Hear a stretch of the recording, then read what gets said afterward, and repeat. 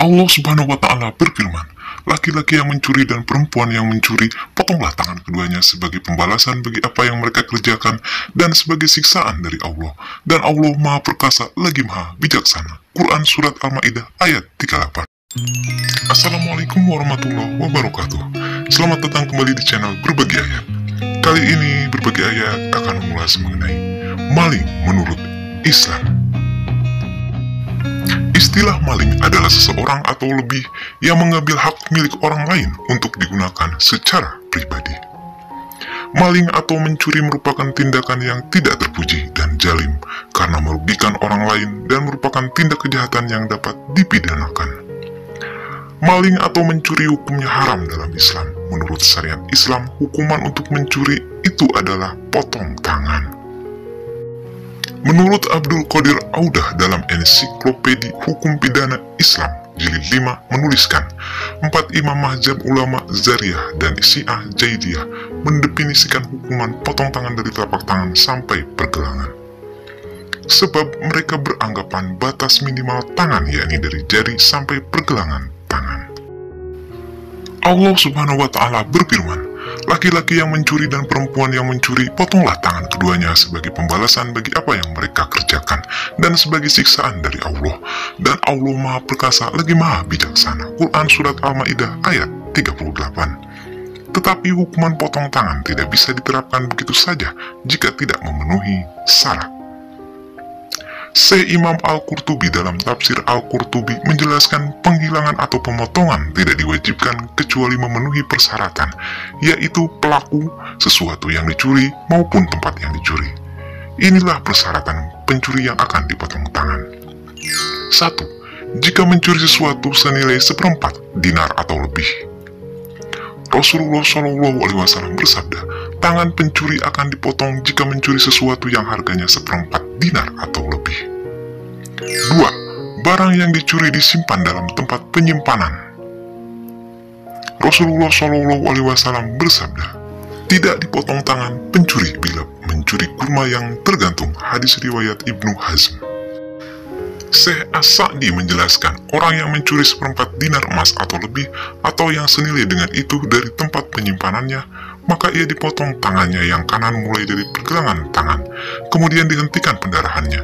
Jika ia mengulang lagi, maka dipotong kakinya yang kiri dari mata kakinya, kemudian dihentikan pendarahannya. Jika mengulang lagi, maka dipenjara. Min Hajus Salikin 231-232. Imam Malik mengatakan, tangan pencuri dipotong karena mencuri seperempat dinar atau 3 dirham.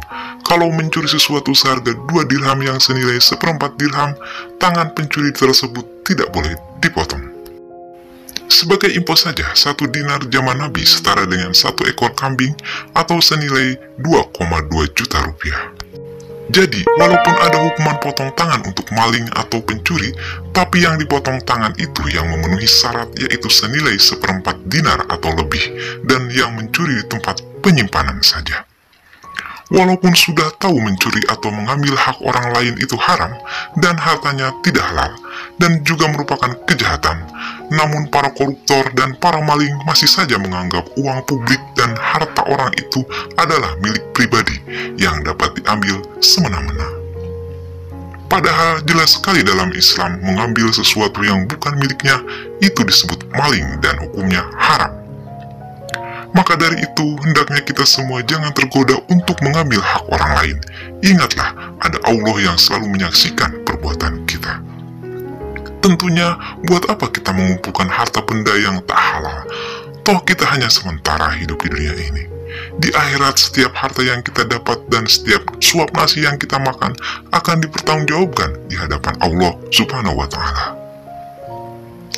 Lagi pula, maling atau pencuri itu adalah perbuatan zalim yang akan mendapat laknat dari Allah Subhanahu wa Ta'ala. Sebagaimana firman Allah Subhanahu wa Ta'ala, ingatlah laknat Allah ditimpakan atas orang-orang yang zalim. Quran Surat Hud ayat 18.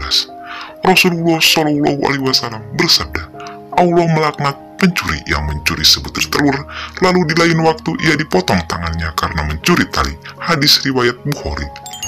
Maksud hadis tersebut adalah seseorang yang tak pernah kapok mencuri. Bila ada kesempatan, dia akan mencuri hingga terpotonglah tangannya akibat perbuatannya itu, karena dia mencuri berulang kali. Semoga kita semua terhindar dari perbuatan mengambil hak orang lain, seperti mencuri, korupsi, kolusi, markup, dan lain sebagainya. Karena perbuatan tersebut akan dikisos oleh Allah Subhanahu wa Ta'ala di hari kiamat kelak, yang akan mengakibatkan menjadi orang yang bangkrut, yaitu seseorang yang memiliki amalan minus, sebab amalnya ditransfer ke orang yang dicuri. Sekian dari saya, mohon maaf atas segala kesalahan. Assalamualaikum warahmatullahi wabarakatuh.